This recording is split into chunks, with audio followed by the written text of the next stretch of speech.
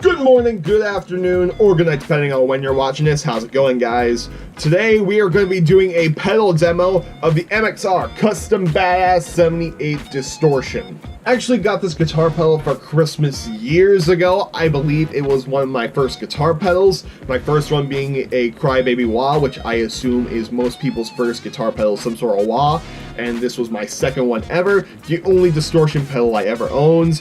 And if you've seen on the channel last week, I demoed the sister of this pedal, the MXR Custom Badass Modified Overdrive. If you haven't seen that video, I'll put a link down in the description or in the eye somewhere above my head. I think it's over here. But yeah, so like I said, this was last week, and this is this week. This is one of my favorite guitar pedals. It's been on my board ever since I got it, and I think it holds a special place in my heart because it was one of my first normal size guitar pedals compared to the Crybaby, which is a big one. As of today, July 27th, 2018, you can get this on Guitar Center for $80, or to be more specific, $79.99, like most places. I'm not sure about the price on Music Zoo, Musician's Friend, Riff City Guitar, but you can get these pretty cheap on Reverb.com used. I've seen them go for like $50 for the $1.33 or something weird like that. But I highly recommend this pedal. Let's go into the demo to see if you like it for yourself. But before we get into the actual demo itself, it's time to shout out our coffee of the week. Once again, this isn't sponsored at all. I'm just a guy who loves coffee, recommending some of my favorite coffees to coffee lovers out there. So what are we drinking this week? We're actually drinking the same cup of coffee we drank last week. That may sound really gross, but I'm shooting these in the same day, so this is still a hot pot of coffee. And we are drinking Great Value brand donut shop coffee from Walmart. Some of you may roll your eyes at the fact that it's Great Value and Walmart, but it's actually a very nice cheap alternative to, let's say, Starbucks. You can get a pack of 12 K-Cups of this brand for $4.50, and if we look at a Starbucks K-Cup like the Sumatra Dark Roast, you can get 16 of those for $10.98, so you can basically pick up 24 of the donut shop and still have some change left you can put in that give a penny, take a penny jar. Anyway guys, go pick up some if you so inclined, and let's get right into the demo. So let's run down the knobs this pedal has to offer. Distortion, that's a pretty simplistic one. It's how much distortion you want. Our tone knob on top is basically your overall color of your distortion. If you turn it clockwise, you get brighter. If you turn it counterclockwise, you get a lot darker. Our output knob is your master volume. How loud do you want this pedal to be? So if you really want to be loud in front of your band, turn it up a lot. If you want to be quiet, turn it a bit down. If you want to match your band's volume, have everyone play, and then just change it from there.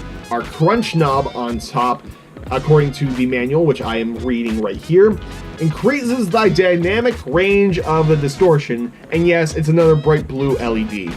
And then our last knob on here is our little on-off switch. You should know what that does. Let's run down the signal chain we are going to be using today. For the guitar, the Chapman guitar's M01 Norseman, we're mainly going to be on the bridge position for today. And we're going straight into the pedal. No other pedals are plugged in to interfere like some pedals do. And in case you're wondering, we're being powered by a battery today instead of a power supply because I don't have a power supply in this corner and there's no room for one.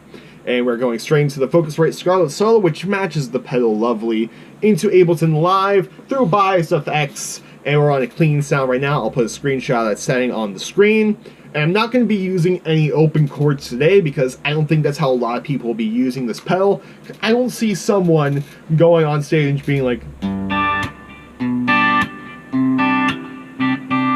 and putting distortion on. I don't see how that would be practical. So we're going to be using all power chords today and some solo stuff, and this is what we're going to be doing today.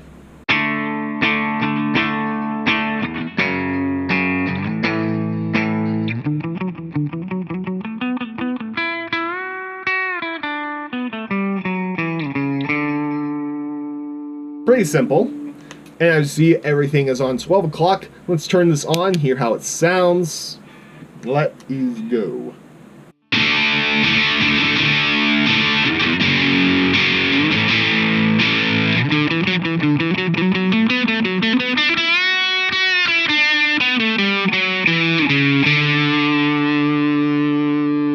Now let's turn the crunch knob on to show you how it varies from just having it off.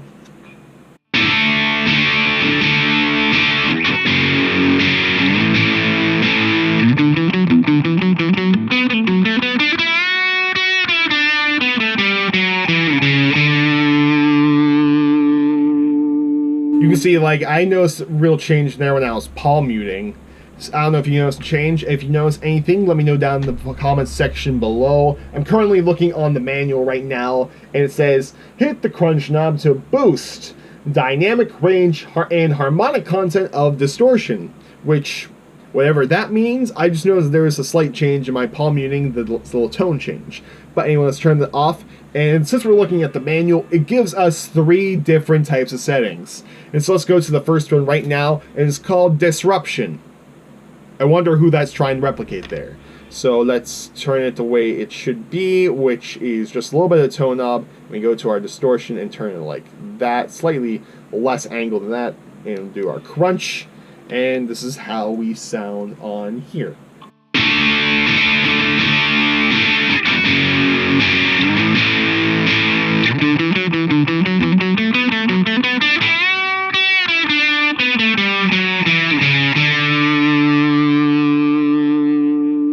And also with all these settings, I'm going to turn the crunch knob off so you can see how it sounds with and without the crunch. That way you can know if you like it or not. So anyway, this is how it is without.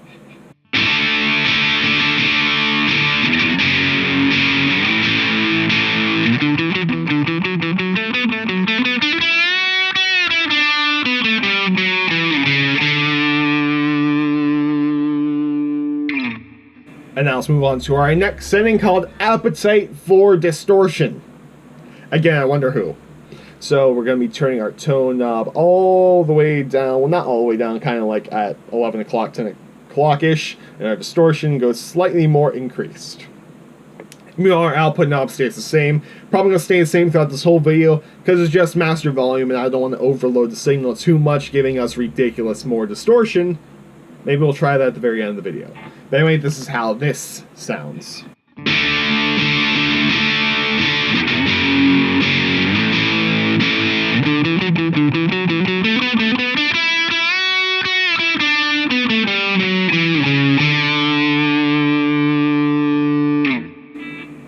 With crunch.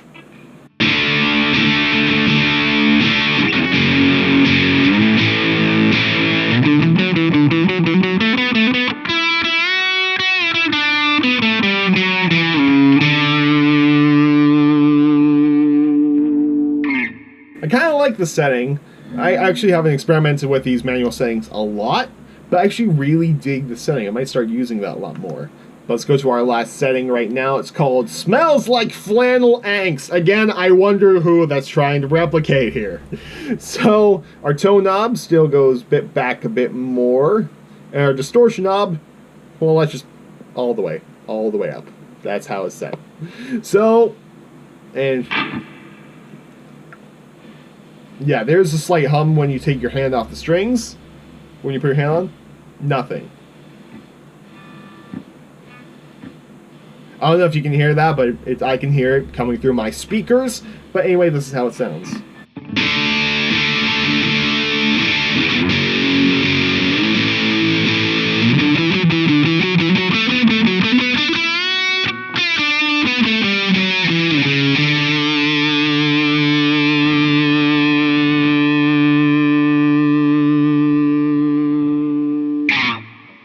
And crunch.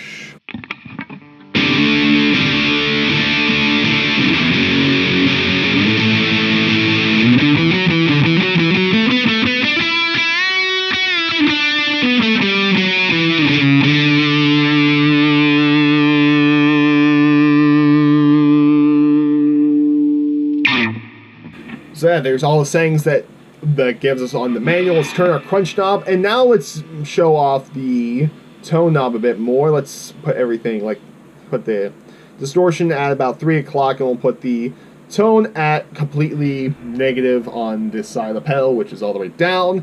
And I'm showing you how much variation you can get from the tone knob.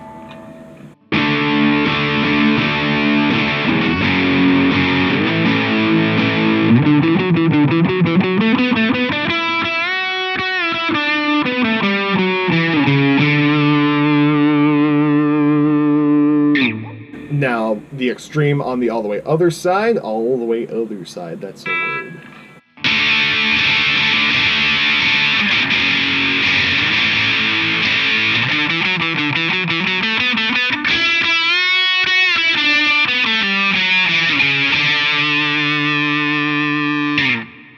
Ew.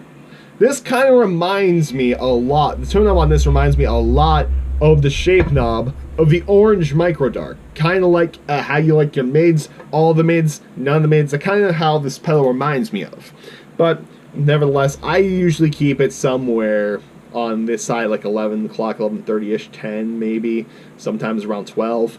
But how I normally use this pedal, I mainly use it almost kind of like the last setting, just a slightly bit less distortion and slightly more tone. And our output's usually slightly lower just so I can match whatever band I'm in.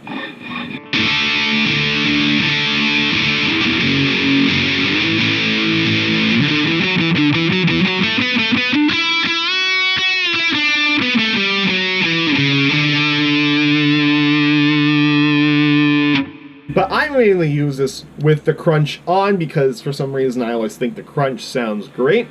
But here's how it sounds now.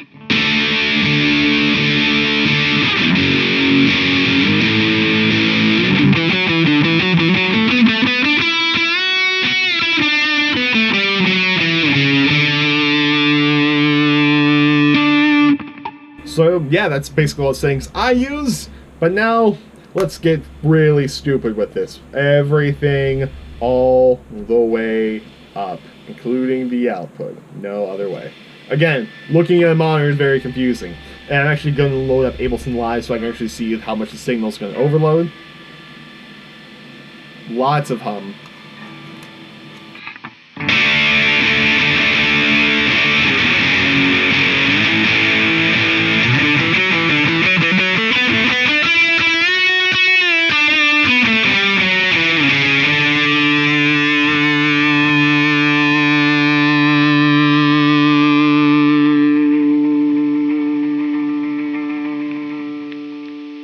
Actually surprised there wasn't a lot of sustain there as compared to the other settings on here, but you know what, that's okay.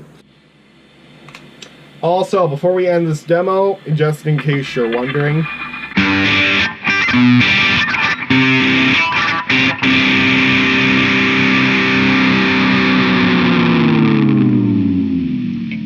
well, anyway, guys, that was my demo of the MXR Custom Badass 78 Distortion pedal. Let me know if you like this little corner for pedal demos. Like I said, I'd normally be over there in this corner, but I'm going to Columbus this weekend. Don't have a lot of time to set up everything. But yeah, like I said, great pedal. I love it. It's always going to be on my board unless I get sick of it, which I don't know why I would, because I can get some pretty sweet sounds out of there. It also makes a really great combination if you have the MXR Custom Badass Modified Overdrive with it. Two great pedals all together. Like I said, $83.50, $80, or real cheap on Reverb.com. So let me know what your favorite setting was down in the comments section below, or if you own this pedal, what's your favorite setting you got out of this pedal. Let me know if you like this space. Comment, like, subscribe, share this with your family, postman, good music groups, Facebook pages, Reddit, Tumblr. Is Tumblr still a thing? I know MySpace is still a thing. But anyway, guys, until next Monday, goodbye and good night.